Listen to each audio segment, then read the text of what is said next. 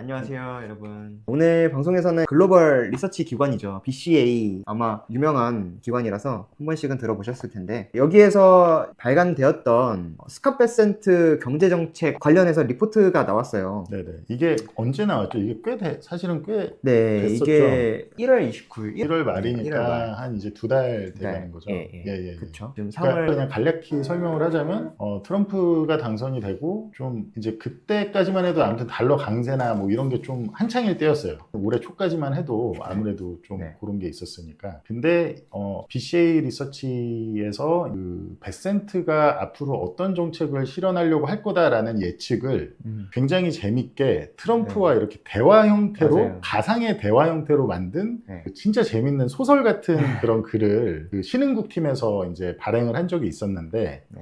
기본적으로 BCA는 사실 구독하기는 굉장히 개인분들이 구독하기에는 좀 어려울 정도로 좀그 구독료나 이런 게 비싸죠.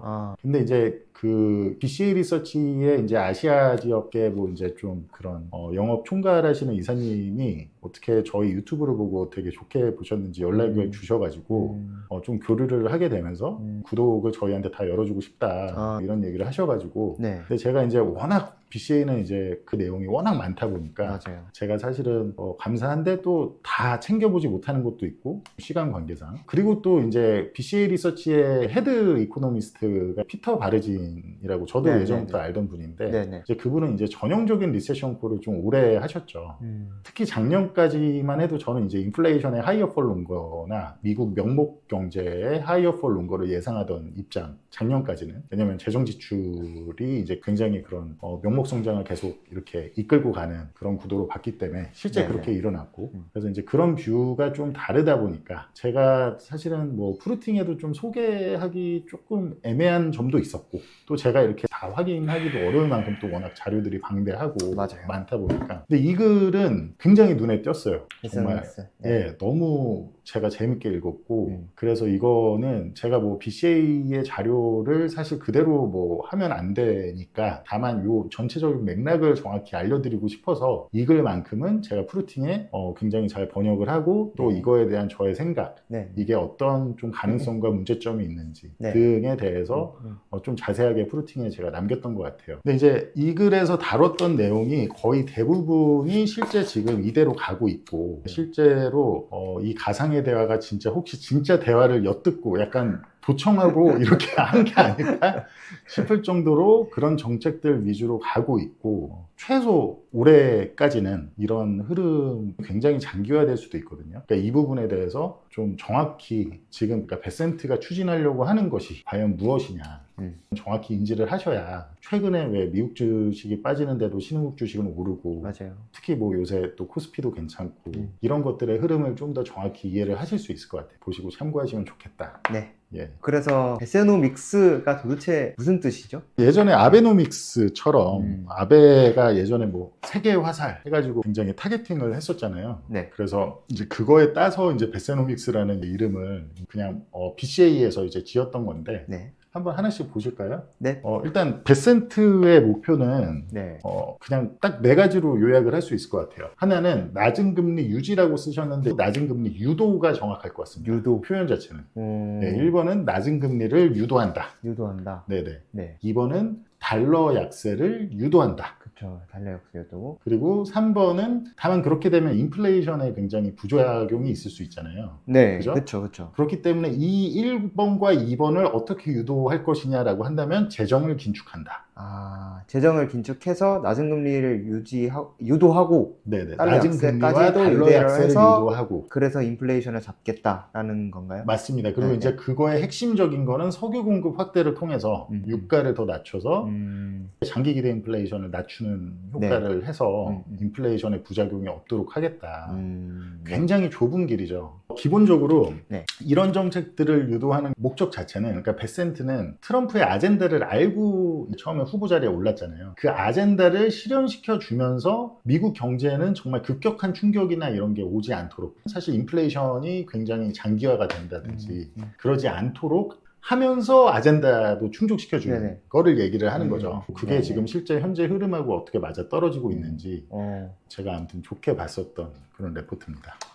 거기서 썼던 원문을 제가 좀 가상 소설처럼 썼던 원문을 제가 좀 읽어드리고 그 네. 뒤에는 따로 정리해서 말씀드리도록 네. 하겠습니다. 네. 자, 뭐 트럼프가 이제 얘기하죠. 미국은 곧 다시 위대해질 거야. 이를 위해 역사상 최고의 재무장관이 필요하다네. 자네가 이 역할에 가장 적합한 후보인 이유가 뭔가? 대통령님, 이 자리에서 말씀드릴 기회를 주셔서 감사합니다. 여기서 가상 베센트 씨 예의가 바르네요라고 말하시는 분이 계신데, 실제로 베센트가 어디 TV 청문회나 나가서 얘기하는 거 보면 정말 딱 이 말투예요.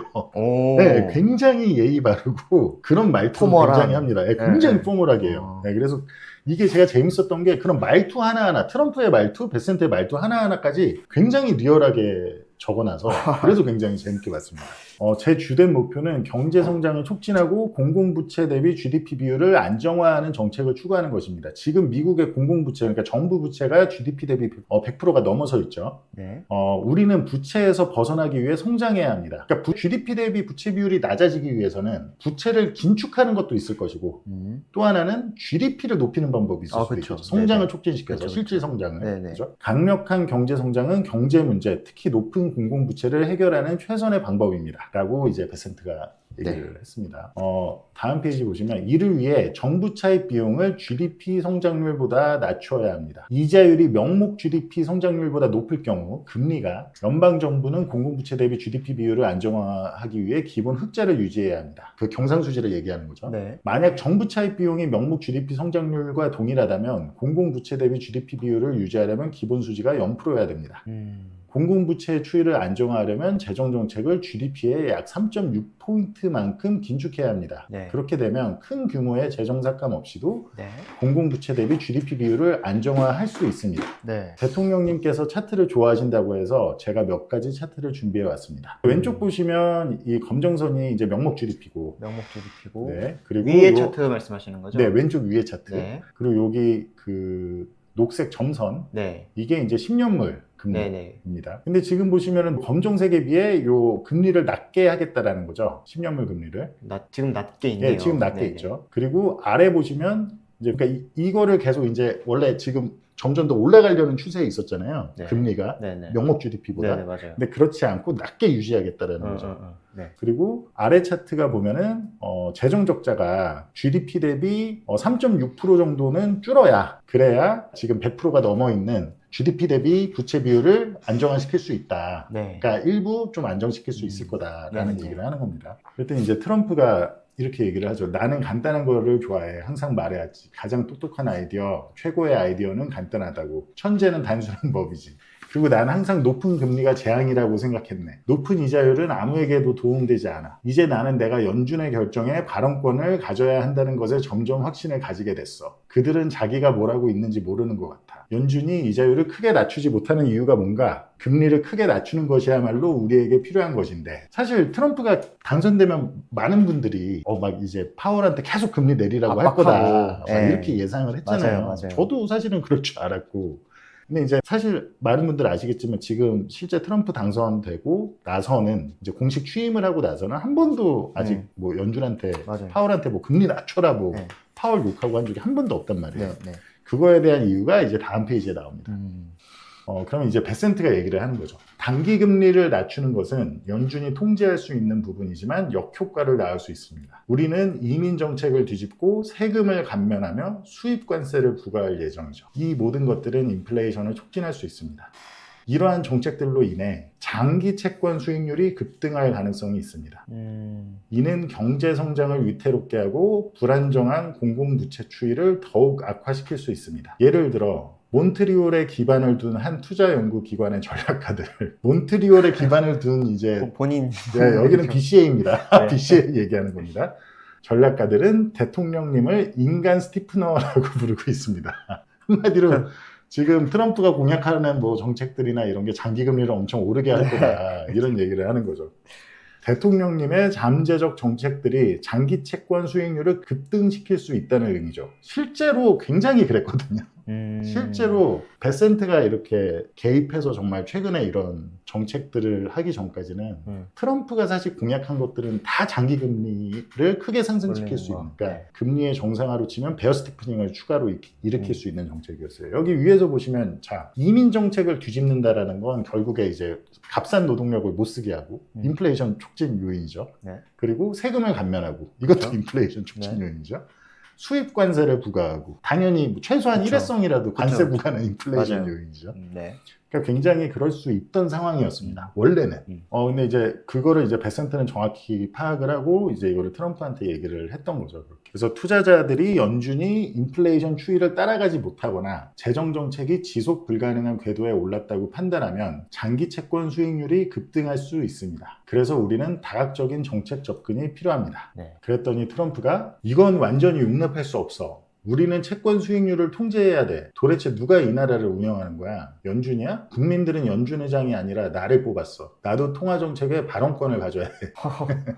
그러니까 여기서 이제 굉장히 근데 정말 충분히 했을 법한 진짜 뭐 녹음기라도 해놨나 싶을 정도로. 그래서 이제 베센트가 여기서 이제 시장 금리는 누구도 통제할 수 없습니다. 당연히 단기 금리, 그러니까 기준 금리는 연준이 통제를 하지만 네. 시장 금리는 누구도 통제할 수 없습니다. 이는 사고 파는 시장의 문제입니다. 현재 연준이 채권을 매입하는 것은 바람직하지 않습니다. 왜냐하면 핵심 인플레이션이 여전히 2% 목표를 상회하고 있으며 우리는 세금 감면, 관세 부과, 이민 규제 등의 인플레이셔너리한 정책들을 시행할 예정이기 때문입니다. 이러한 정책들은 분명 인플레이션을 촉진할 수 있습니다. 라고 금융교육 과외를 시켜주고 있는 거죠.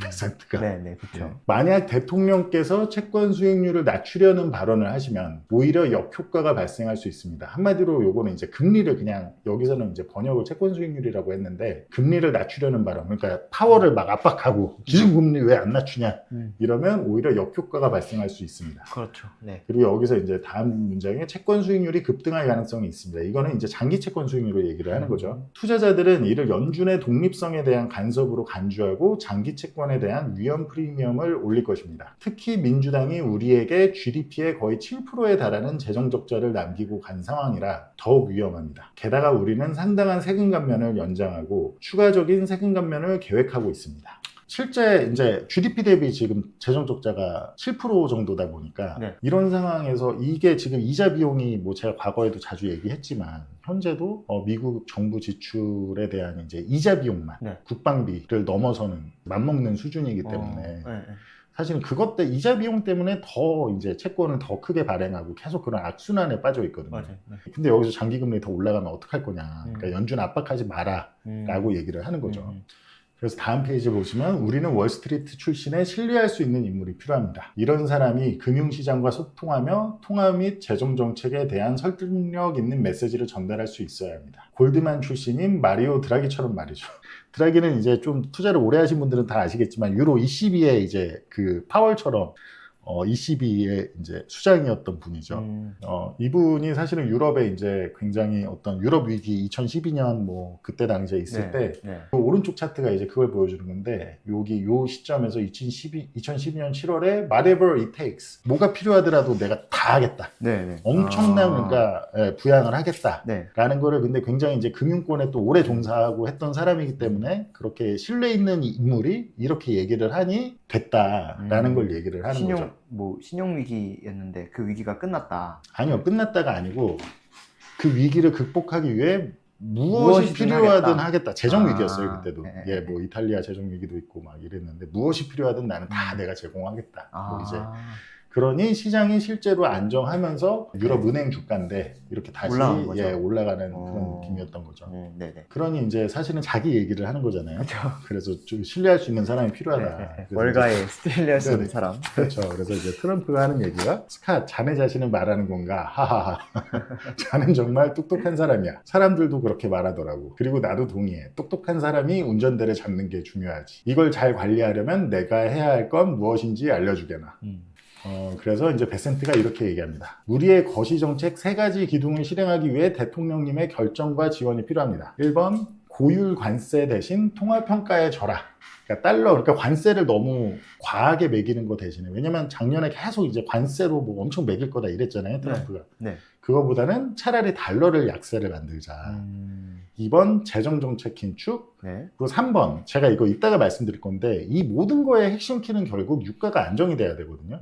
유가가 안정이 안 되면 사실은 모든 게 하나씩 도미노처럼 무너지는 그런 효과가 발생할 수 있습니다. 가장 그래서 중요한 거네요. 네, 맞습니다. 그래서 3번이 원유 가격 안정을 위한 미국 내 석유 공급 확대를 네. 얘기를 하죠. 물론 지금 관세 부분은 지금 엄청 때리고 때리려고 네, 때리겠다 4월 뭐 하고 말이 왔다 뭐. 갔다 하죠. 그랬다가 뭐 며칠 전에는 저기 누구야 캐비넷셋이 저기 생각보다 많이 안 때릴 거야 4월 2일에도 뭐 이런 얘기도 하고 왔다 갔다 하는데, 그거는 제가 첨언을 하나 드리자면, 관세는 제가 봤을 때 정치적으로 봤을 때 지금 베센트가 주도권이 없어요. 그리고 트럼프가 다른 거는 실제 뭐 금리와 뭐 진짜 통화 정책 뭐 그리고 그 재정 정책을 어떻게 긴축해야 되고 이런 거는 베센트한테 굉장히 리스펙을 하고 네. 말을 그대로 듣고 있는데, 관세만큼은 베센트를 전혀 리스펙트하지 않고, 리스펙트를 하더라도 관세는 자기가 밀어붙여야 되는 아주 핵심 아젠다로 생각을 하는 것 같아요.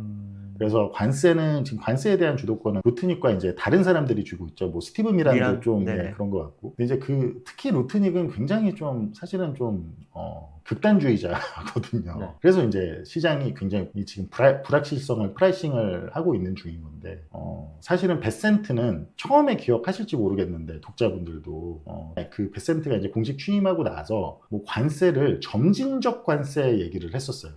들어봤어요. 예, 뭐 한 번에 다 하는 게 아니고 맞아요. 뭐 점진적으로 뭐 월에 뭐 조금씩 해가지고 이렇게 부가를 올리겠다. 한마디로 그러면서 협상을 하겠다. 그러니까 관세를 약하게 하려는 그런 발언을 많이 했어요.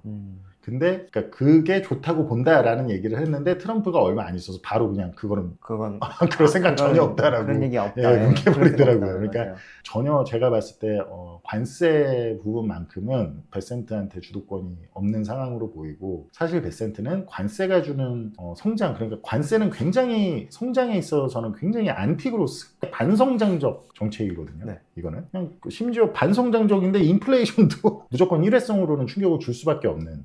왜냐면 관세라는 거는 당장 자국민들에게 소비세를 부과하는 것과 같기 때문에, 관세를 부과당하는 나라가 안 좋을 것 같지만 실제로는 부과하는 나라가 훨씬 더 저는 안 좋다라고 생각을 합니다. 그래서 뭐 이건 또 논의 얘기인데, 관세를 부과당하더라도 캐나다처럼 사실 보복 관세 뭐 이렇게 한다고 막 길길이 날뛰고 할 게 아니라, 물론 캐나다는 지금 이게 또 정치적 문제로 번졌기 때문에 트럼프가 하도 뭐 51번째 주가 되라고 이런 소리를 하고 막 하니까 이게 막 반미국적 워딩을 하면 정치인들이 인기가 올라가고 하는 상황이니까 이제 완전히 맞불을 가지만, 저는 개인적으로는 사실 관세를 부과당하더라도 그거를 똑같이 뭐 보복관세를 통해서 할 필요가 없다라고 생각을 하거든요. 왜냐면 결과론적으로는 분명히 피해를 보는 거는 관세를 부과하는 쪽이기 때문에. 근데 아무튼 간에 그런 부분에 대한 게 있죠. 그래서 이제 좀 베센트는 그거 관세를 좀 희석시키려고 했었는데, 이제 그거는 지금 현재로서는 실패한 상황이다. 아무튼 그런 이제 그런 맥락으로 보시면 된다라고 생각을 하시면 될 것 같고요. 그래서 자, 통화평가 절하를 한번 보시면 어떻게 평가를 절하시킬 거냐. 그래서 미국 제조업의 경쟁력을 높이고, 이거 아주 상당히 중요하죠, 정치적으로. 아무튼 그 블루칼러 워커들이 그 일자리가 많아져야 되고, 좀 더 수입이 오르려면 뭐 미국의 자동차 회사나 그런 제조업들이 이제 잘 돼야 트럼프의 정치 기반인 이제 그 블루칼러 워커들이 이제 좀 더 괜찮을 수 있으니까, 그러려면 당연히 달러가 약해져야 되겠죠. 그럼 그걸 어떻게 할 거냐. 여기 아래에 나와 있죠. 1번 연준과 협상해서 재정 지출을 큰 폭으로 줄일 테니까 금리를 대폭 인하해라. 네. 그렇죠? 이 협상을 근데 트럼프 보고 하라는 게 아니라 자기가 하겠다라고 합니다. 네. 그리고 2번 경제 성장률이 정부 차입 비용을 초과할 수 있음. 경제 성장률이 명목 경제 성장률을 하는 거죠. 네. 그래서 처음에 실제로 베센트가 취임하고 얼마 안 돼서 우리는 기준금리를 보는 게 아니고 10년 금리를 본다. 10년 타겟팅을 본다. 결국에 핵심적인 거는 시장금리가 훨씬 중요하단 말이에요. 기준금리가 내려가 봤자 사실은 시장금리가 안 내려가면 아무 의미가 없습니다. 근데 우리는 10년 금리를 타겟팅하고, 그 10년 금리를 타겟팅하는 것에는 그만큼 재정을 긴축하고 부채 문제를 건전하게 하겠다. 한마디로 미국의 부채를 매력적으로 보이게 하겠다. 라고 얘기를 하잖아요. 네네. 아무튼 그런 식으로 하면서 10년 금리를 낮추고 또 기준금리는 협상을 통해서 자기가 연준과 협상을 해서 기준금리도 크게 낮추게 하겠다라고 해서 명목경제 성장률이라고 하는 거는 실질 GDP 성장 플러스 인플레이션이잖아요. 네. 그게 정부가 차입 비용, 한마디로 금리, 시장 금리를 얘기하는 거죠. 시장 금리 위로 상회하게 하겠다. 그죠? 성장률을 끌어올리겠다. 네네네. 근데 금리 차입 비용보다 높아야 되는 겁니다. 그쵸. 명목 GDP가. 그쵸. 근데 이거는 제가 하나만 간단히 첨언을 하자면 네. 사실 이거야말로 굉장히 인플레이셔너리한 정책이고 그래요? 굉장히 신흥국에 좋은 정책입니다. 근데 어쨌든 이거는 조금 이따가 얘기를 하죠. 네. 굉장히 신흥국에 네. 좋은 정책이고. 네. 자, 그리고 3번 타국의 높은 관세를 무기로 통화 절상 압박. 이거는 뭐 많이들 아시고 계실 협상을 거예요. 하자, 이거죠. 네네. 그래서 결국에 뭐가 됐든 관세를 일단은 어느 정도는 이 3번에서 이게 실제 원문에 들어가면 이 부분에 이 3번에서 대통령님의 역할이 중요하다. 관세를 어차피 할 거니 그러면 관세를 협상으로 쓸 수 있게, 그리고 타국도 분명히 이제 트럼프가 실제 원문에선 그래요. 아니 다른 나라들도 저기 무역 이거 관세 매기면 자기네 통화가 약해지는 거 원치 않지 않겠냐. 뭐 이런 얘기를 하거든요. 그거 되겠어? 막 이러거든요. 맞아요. 근데 여기서 이제 또 대통령 기분 맞춰주면서 대통령님의 이제 역할이 중요하다. 아주 그 능력이 중요하다라고 하면서 이 그래서 관세를 이 협상 레버리지로 사용을 해야 된다라고 해서 어쨌든 다른 나라들이 통화를 절상하도록 그렇게 유도를 해야 된다라고 하고, 네네. 4번은 뭐 달러 수합 라인, 뭐 과거에 이제 있을 때 그런 라인을 얘기하는 건데, 이거는 뭐 그런 얘기를 합니다. 근데 이제 여기서 이제 우려사항이 있죠. 우려사항이 그럼 뭘까라고 한다면 달러의 지위가 약해지지 않다. 달러에 이제 트럼프가 그 얘기를 바로 해요. 네. 이거 달러가 그러면 굉장히 평가 절하되니까 막 우리 기축 통화가 약해지는 거 아니야? 네. 막 내가 처음에 당선되니까 미국이 다시 위대해질 거니까 달러 엄청 강해졌잖아. 막 이러면서 맞아요. 그러면 문제 생기는 거 아니야? 막 이런 얘기를 합니다. 그래서 이제 그거에 대한 이제 설명을 해주죠. 그리고 2번은 이거는 이제 트럼프가 한 얘기는 아니고 기대 인플레이션의 상승, 채권 수익률의 상승, 뭐 이런 부분에 우려가 있을 수 있고, 3번 경제 부담 가중, 뭐 이런 우려 사항들이 있는데, 그 솔루션을 베센트는 이 1, 2, 3번에 대해서 어떻게 얘기를 하냐면, 자기가 얘기하는 건 달러의 통화 붕괴를 얘기를 하는 게 아니고, 과거에도 달러가 이렇게 약해졌을 때, 90년대 약해졌을 때 미국이 당연히 기축 통화의 지위는 굉장히 굳건했고 경제도 부흥했고 그런 시절이 있었다. 그러니까 달러가 약해진다고 해서 이게 뭐 달러 붕괴를 얘기하는 게 아니다. 그리고 2번은 재정 지출을 뭐 절감해가지고 뭐 실제로 좀 상쇄를 시킬 수 있다라는 거죠. 그러니까 그 인플레이셔너리에 한 거를 상쇄를 시키게 되면 상쇄를 시키겠다. 그리고 3번은 뭐 그거에 맞춘 유가 하락이 있을 거고, 그리고 4번은 뭐 정책 소통, 뭐 이제 계속 소통을 하고 자기네는 10년물을 타겟팅한다 이런 것처럼 그걸 통해서 신뢰 확보를 한다. 뭐 이렇게 대충 정리가 될 것 같아요. 정책에 대한 투자자들의 뭐 심리나 이런 게 위축되고 신뢰성 우려가 생기고 이럴 테니까 그거를 이제 베센트가 적절히 잘 소통하겠다. 뭐 이런 뜻이겠죠? 맞습니다. 맞습니다. 잘 소통하고 방법이 있다. 그렇게 굳이 뭐 그런다고 해서 달러가 붕괴하고 이런 거 아니니까 너무 걱정하지 않으셔도 된다. 근데 사실은 저는 개인적으로는 달러 붕괴는 아닌 건 저도 당연히 알지만 이 정책 자체만으로 걱정해야 되는 포인트가 있다라고 봅니다. 어떤 게 그것이 뭐 최근에 귀금속이나 이런 게 저는 의미 있는 조정이 한번 나올 줄 알았잖아요. 근데 아직까지 안 나오고 있는 배경이고, 신흥국이 미국 주식이 빠지는데도 달러가 약세로 가면서 신흥국은 오히려 강세로 가기도 하는 그런 배경인데, 그거는 사실은 이런 게 장기화된다면 굉장히 달러 약세가 단순히 어떤 긍정적인 면으로의 달러 약세가 아니라 특히 최근처럼 트럼프의 그런 걷잡을 수 없는 불확실성을 감안한다면 미국의 자산으로부터 미국 달러로부터 빠져나오는 흐름으로 이게 장기화가 될 수가 있거든요. 그 전개 자체가. 그리고 예를 들어서 금리는 어쨌든 어떻게든 낮게 유도를 하겠다라는 거잖아요. 근데 명목 성장률보다 낮은 금리가 앞으로도 계속 지속이 될 거야 라고 생각한다면 근데 또 달러는 약세로 가요.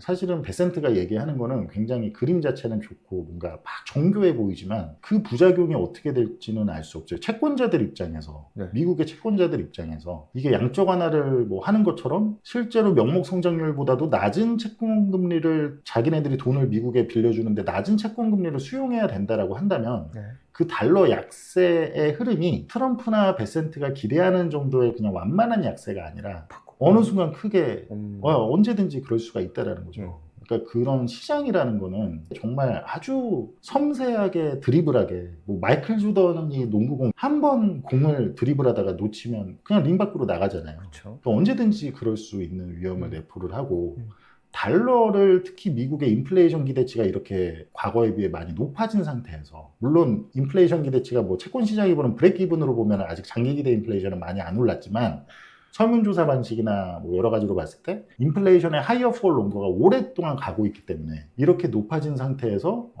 이런 정책을 추진을 하다 보면은 실제로 사람들의 인플레이션 기대의 그 심리 자체가 아주 작은 트리거 하나만으로도 크게 급등할 수 있고 5년째 접어들고 있는 인플레이션의 하이어 폴 롱거 그러니까 지금 미국 연준이나 미국이 타겟팅하고 있는 2%보다 한참 높게 가고 있는 이게 굉장히 장기화되거나 고삐 풀릴 위험이 늘 존재를 하는 거죠. 이 정책 자체는. 이따가도 얘기하겠지만 과연 재정 긴축이 정말 말하는 대로 될 수 있을 것이냐. 실제로 트럼프 정권이 취임하고 제가 뭐 프루팅에는 다뤘지만 하나 제가 여기서 말씀드리자면 2월에 트럼프 정권 하에서 지출한 금액이 재정 지출이 지금 역사상 가장 높은 수치로 그렇게 뭐 긴축해서 뭐 한다고 해놓고 실제 뚜껑을 열어보니 역사상 가장 높은 수치로 기록이 나왔습니다.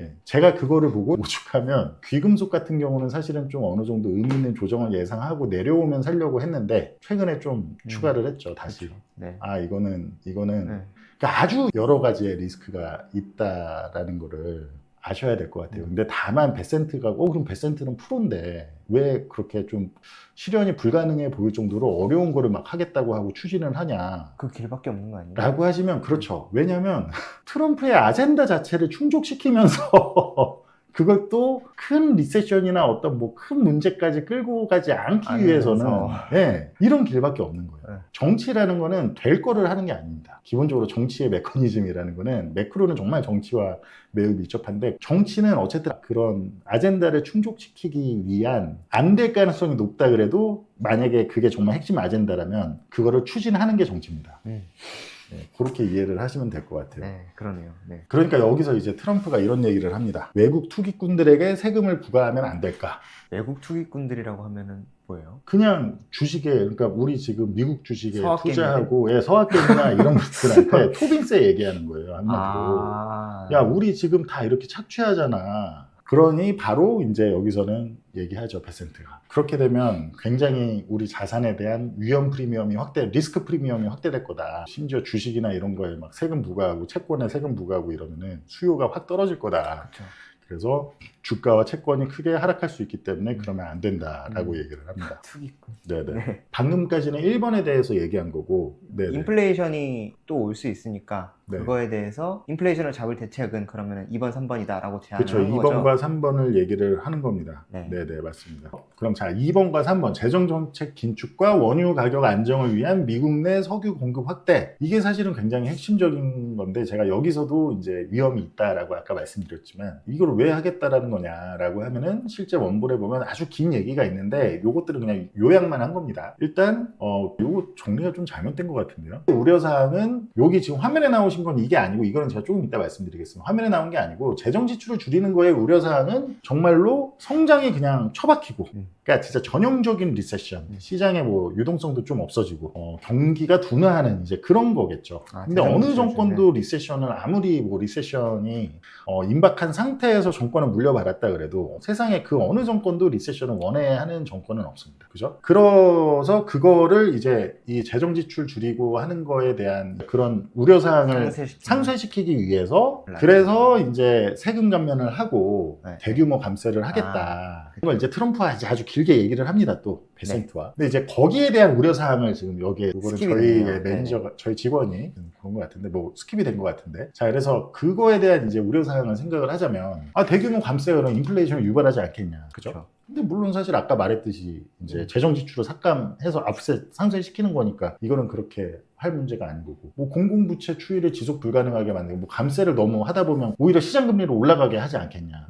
그죠? 감세를 한다라는 거는 그만큼 성장 동력을 높이는 거고, 그 부분에서 이제 유가를 사실은 안정이 굉장히 필수적이다라고 베센트는 얘기를 하는 거고, 네.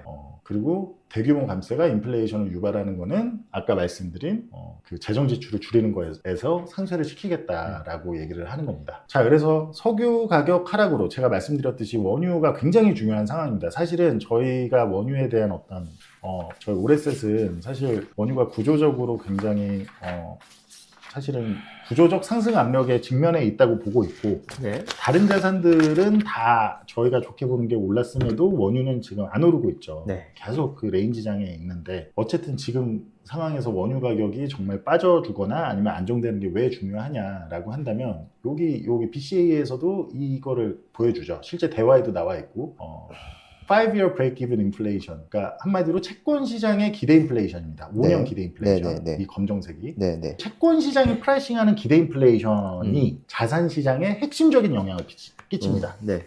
많은 분들이 알고 있는 뭐 미시건대 기대 인플레이션이나 이런 것들은 설문조사 방식이잖아요.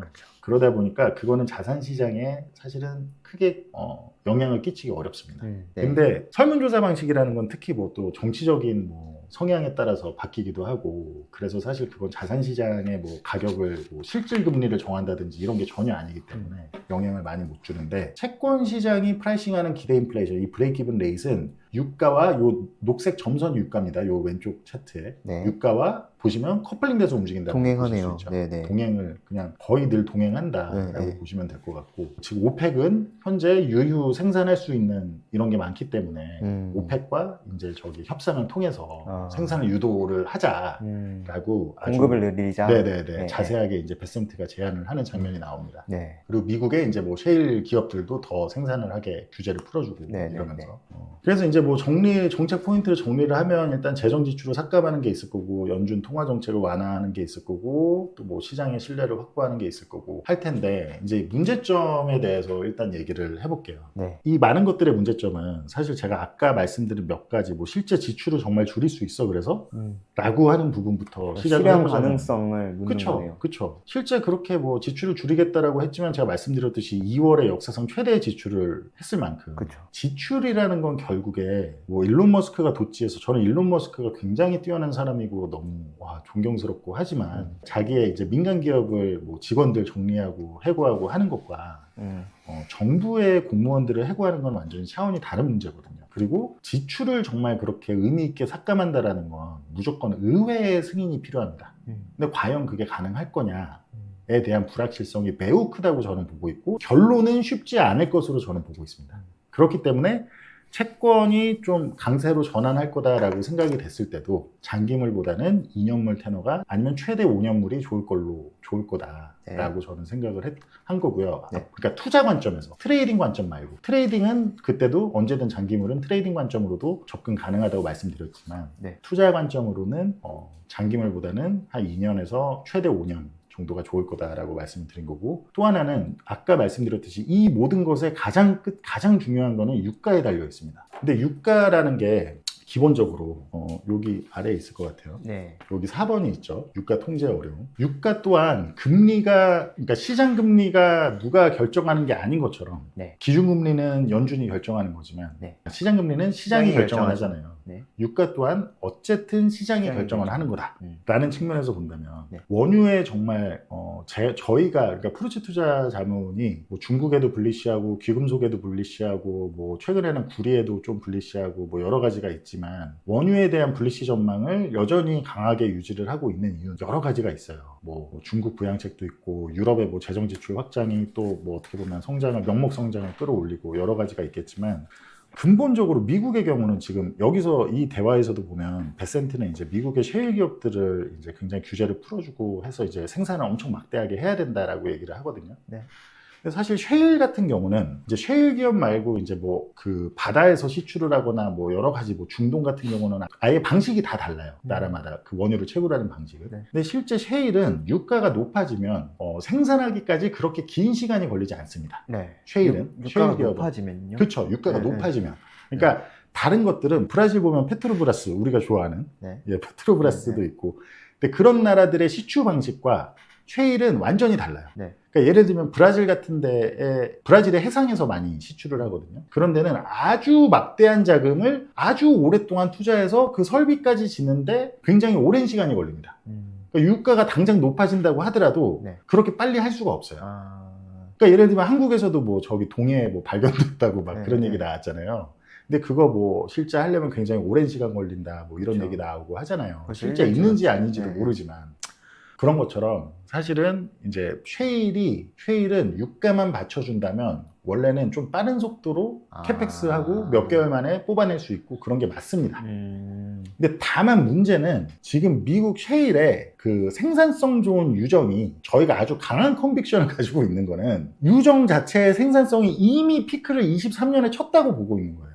23년, 24년, 길어도 24년에 쳤다고 보고 있는 거고 아주 강하게 보고 있는 컨빅션이고 지금 만약에 유가가 예를 들어서 100불이 간다, 120불이 간다 뭐 연말까지 뭐 100불이 간다 라고 하면 셰일 기업들 입장에선 충분히 그럼 빨리 우리 저기 미국의 셰일 기업들은 특히 다 뭐 어떤 하나의 큰 나라가 독점하고 있는 게 아니라 막 중소 막 그 영세 뭐 저기 자영업자들 막 서로 다 막 그런 영세 기업들도 많단 말이에요. 다 민간에서 하는 거죠. 그러니 결국에 자본의 논리로 유가가 올라가면 유가가 올라가면 셰일이 막 하겠지. 그러니 유가는 못 올라가라고 생각하실 수 있겠지만 문제는 지금 그 유정 자체가 텍사스에 있는 뭐 퍼미안 분지든 뭐 그런 유정 자체들이 생산성이 떨어졌다? 그러니까 그쵸. 그러니까 그렇게 캐펙스를 투입해서 그 쫙쫙 예전처럼 그 투입해서 원래 그리고 또 그 쉐일은 처음에 딱 꽂고 빨딱 꽂고 처음에 나오는 몇 개월 그게 굉장히 많잖아요. 맞아요. 그게 굉장히 생산성이 좋고 그때 많이 시추되는데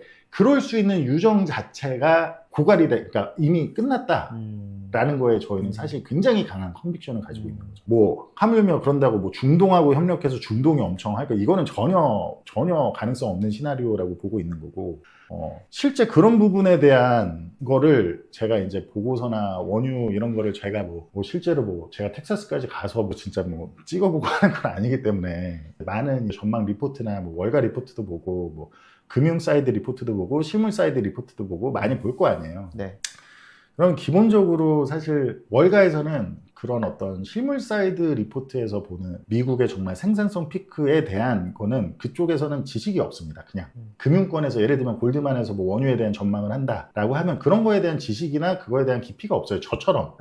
금융권 사람들이니까 당연한 거예요. 그러면 결국에 현재 뭐 재고와 수요 이런 것과 또 상관없이 그냥 앞으로 리세션일 거니까 앞으로 수요가 이렇게 줄어들 거라고 그런 거를 추정해서 하는 거지.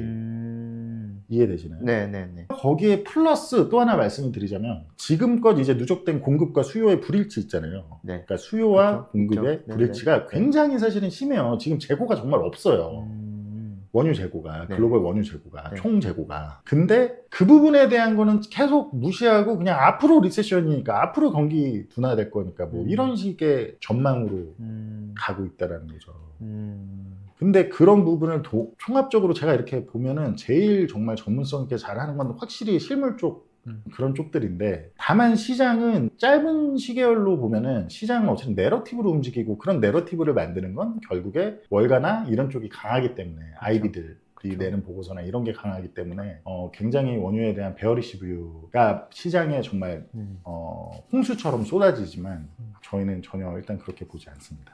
그래서 그런 위험들이 굉장히 많다고 봐요. 그리고 달러 약세 여기 3번에 보면 달러 약세 전략의 실효성도 나와 있는데 이거는 유럽, 일본, 중국 등 주요 국가들이 자국 통화 가치를 절상하지 않으려 할 가능성이 큰 거겠죠. 그러니까 달러가 약세가 그쵸. 힘들 거다라고 그쵸. 한다면 네네, 이게 맞아요. 절상하지 않으려 할 가능성이 크다. 다만 제가 하나 말씀드리고 싶은 거는 저는 오히려 뭐 중국이나 일본, 유럽이 절상할 수 있다고 봅니다. 그러니까 중국도 위안화 가치를 뭐 자기들이 관세 때려 맞는다고 해서 크게 낮추려고 할 것 같지 않아요. 오히려 중국이 어느 정도 절상 인정하고 그걸로 좀 협의를 하면서 그러면서 자국에 대한 소비 부양을 진작시키려고 할 거라고 보지 저는 그렇게 보지 않습니다. 이제 하나 아셔야 될 거는 이게 달러가 기본적으로 약세가 된다라는 거는 베센트는 이제 트럼프의 레토릭이나 아젠다에 맞추다 보니까 이제 이런 막 복잡하고 어려운 길을 얘기를 하지만 기본적으로 달러가 약세가 된다라는 건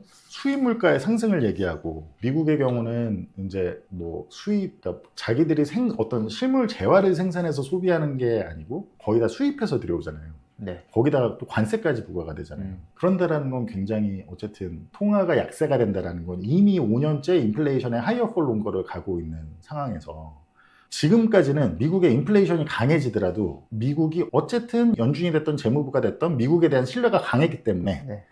미국의 인플레이션이 강해지는데 미국의 달러가 같이 강해졌단 말이에요. 그렇죠. 네. 왜냐하면 인플레이션이 강해지면 어떻게든 연준은 더 금리를 높여서 인플레이션을 결국엔 잡을 거니까, 무조건 잡을 거니까, 곧 잡을 거니까, 이게 늘 프라이싱이 됐단 말이에요. 그래서 인플레이션이 높아지는 와중에도 달러가 점점 더 강세가 됐다라는 거는 한편에서는 어쨌든 자동적인 안전망이 있어줬다라는 얘기입니다. 인플레이션이 높아질 때 달러가 강세가 돼주면 어쨌든 수입 물가는 다른 나라들에 비해 좀 하락할 수가 있고, 유가가 상승하더라도 다른 나라들보다 충격이 덜할 수가 있는 거죠. 달러가 강세. 맞아요. 장기 금리가 상승할 때 달러가 강세가 되면, 네. 달러가 약해지면서 장기 금리가 상승하면 진짜 문제입니다. 왜냐하면 그거는 장기 금리가 더 높아지고 채권자들 눈에는 훨씬 더 매력적인 금리 수준으로 가고 있는 건데도 만약에 달러가 약해지면 어떻게 해야 되죠? 오류가 있는 거네요. 그거는 사람들이 그 안전자산에서도 빠진다, 그냥 진짜 미국 자산에서 빠진다라는 그러네요. 얘기예요. 네. 근데 사실 최근에 시장 움직임이 좀 그렇다고요. 제가 말씀드리는 건. 음. 근데 반대로 이제 달러가 약세한다라고 한다는 건 이게 어디 조그만 거에서 하나에서 균열이 가서 의도치 않은 어떤 의도하지 않았던 시장의 하락이나 어떤 자산 시장에 어떤 문제가 발생했을 때, 자산 시장이 됐던 경제에 대한 문제가 발생했을 때 자동 안전망 기능을 해주던 미국의 예외주의를 뒷받침해주던 가장 핵심적인 그 수단, 키를 잃어버리게 되는 거죠. 그럼 그게 사실은 전형적인 그게 어떤 레토릭이냐면 70년대, 뭐 저는 지금 스태그플레이션의 70년대와 같은 뭐 그런 재림을 지금 그게 기본 전망은 아니지만 굉장히 스태그플레이션가 널리하게 올 수 있다라고 보지만, 70년대 그 금리가 20%까지 올라가고 그러는 와중에 기준금리가 그렇게 올라가고 10년물 금리도 엄청 올라가고 이러는 와중에, 그 와중에 달러는 약해지고 귀금속은 진짜 끝도 없이 강해지고 기대 인플레이션은 계속해서 고삐 풀리고, 네. 그런 상황이 발생을 할 수가 있다라는 거죠. 최악의 상황이. 최악의 상황. 네. 경기는 둔화되는데 자동적으로 안전망 기능을 해주던 게 안 해주는 상황이 될 수 있다라는 얘기. 네. 그래서 일단 그런 부분에 대해서 좀 많은 분들이 조금 인지를 하시고, 네. 이때 당시에 이제 BCA의 의견도 있었고 저희의 의견도 여기다 썼는데, 이때 당시에 BCA는 뭐 25년 상반기에 미국 달러가 정점을 찍고 하락할 걸로 이때 당시에 전망했었고, 달러가 하락하면 신흥시장으로 포트폴리오를 이동하는 게 좋을 것 같다. 달러가 하락한다면. 맞아요. 네네. 근데 이때 사실은 이 달러가 그러니까 상반기 그러니까 한 5, 6월 정도였어요. 네, BCA에서 BCA가 전망했던 거는. 전망하는 거는 상반기에는 계속 강할 거다. 이렇게 네, 계속 전망을 장기 금리 네. 계속 강해지고, 네, 장기 금리도 5% 넘어가고, 달러도 맞아요. 강해지고 네. 계속 그렇게 봤어요. 근데 그거보다 사실 일찍 왔죠. 맞아요. 근데 그 기점이 언제였냐면 그 4.9 장기 금리 찍었다가 이제 반락하면서 네. 1월 15일. 네. 제가 그때 진짜 그대로 프루팅에 남아있고 유튜브에도 많이 맞아요. 얘기했습니다. 맞아요. 제가 맞아요. 다시 강조를 하자면 아무튼 그때 당시에 이제 BCA는 어쨌든 신흥국이 좋을 거다, 장기적으로 좋을 것 같다라고 얘기는 했지만, 조금 그 타이밍이 한 뭐 5월, 6월 뭐 이 정도로 보는 것 같았고, 그리고 장기 금리가 일단은 확 강해지고 달러가 더 이제 강해지는 순간이 한번 오고 이제 그렇게 될 것 같다. 그다음에 뭐 이렇게 될 거다. 네네네. 그랬던 그 것 의견이죠. 같고. 네. 맞습니다.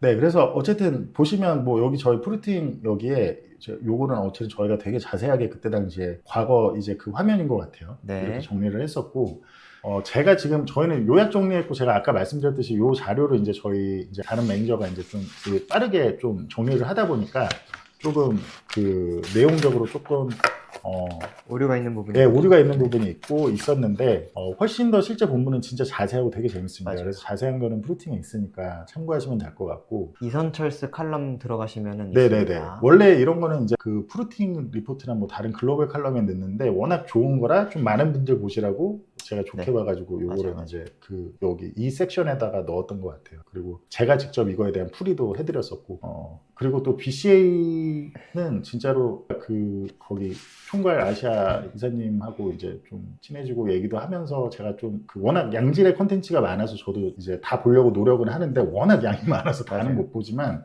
정말 전문 투자자분들이라면 회사에다 얘기를 하시든 뭐 아니면 뭐 저기 담당 브로커한테 좀 부탁을 하시든 해서 정말 되게 가치가 있는 것 같다.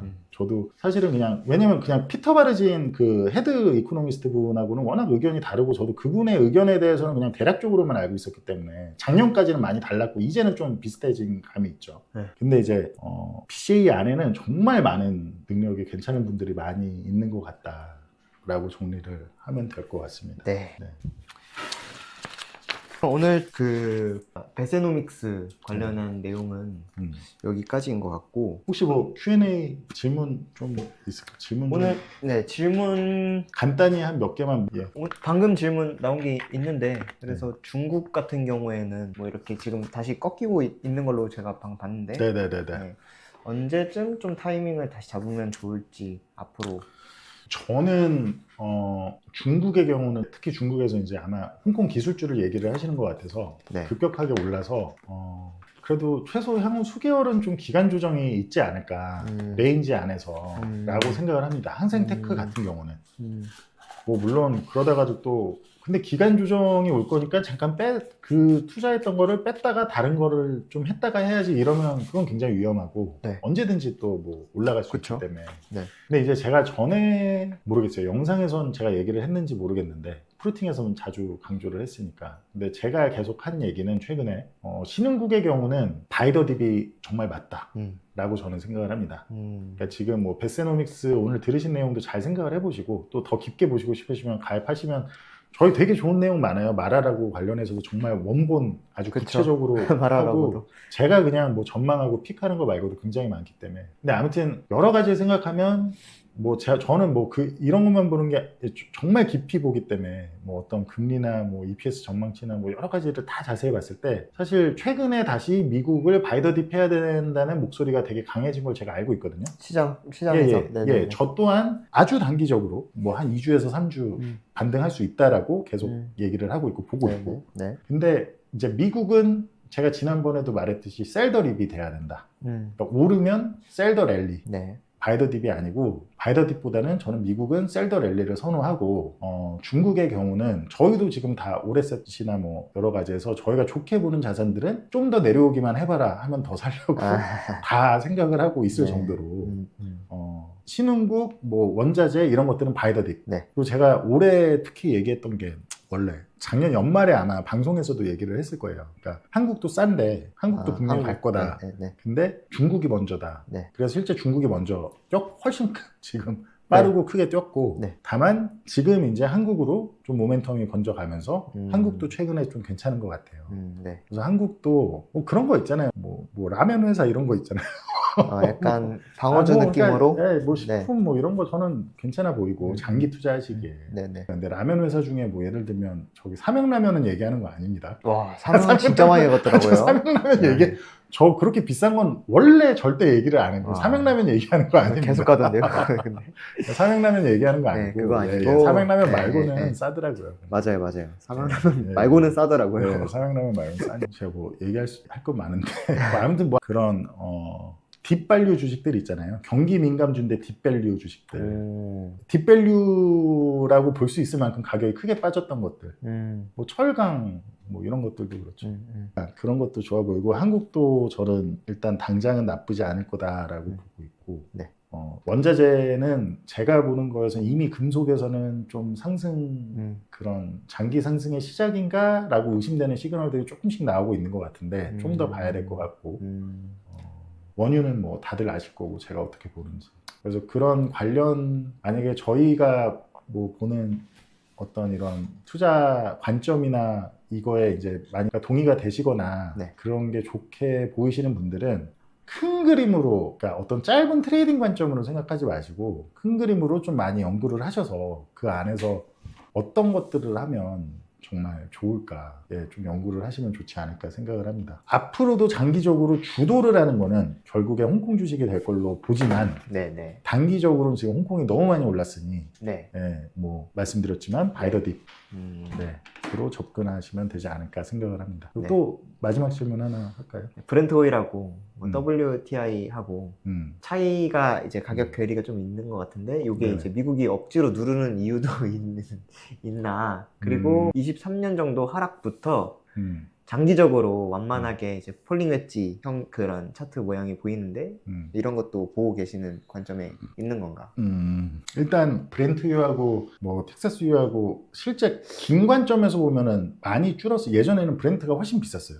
그 미국산보다. 네. 근데 많이 긴 관점에서는 줄고 있고 그거는 그거에 대한 본질 자체는 저는 개인적으로는 생각이 이게 뭐 어떤 공식적으로 이렇다 그런 답은 없습니다. 다만 제가 보는 관점에서는 그런 스프레드가 아주 긴 관점에서 봤을 때는 점점 그 WTI가 비싸지고 있고 브렌트유와 가격 괴리가 좁아지고 있는 거는 어쨌든 아까 얘기한 그 미국의 셰일의 어떤 생산성 피크나 이런 거를 좀 시사하는 시그널이 아닐까라고 개인적으로 저는 생각을 합니다. 합리적이신. 예, 기본적으로 그냥 예 그런 합리적 의심을 한다는 거죠. 그리고 아까 뭐 차트 얘기를 하신 것 폴링 같은데 웨지, 네. 그거는 뭐 폴링 웨지 그쵸 폴링 웨지 그거는 제가 저희 뭐 그런 기술적이나 시그널이나 뭐 퀀트나 기술적 이런 거는 프루팅에서 자주 다루고 맞습니다. 실제 방금 말씀하신 웨지에 대해서도 제가 맞습니다. 사실은 유가에 대해서는 뭐 최근 막 이렇게 기술을 했던 부분이라 맞습니다.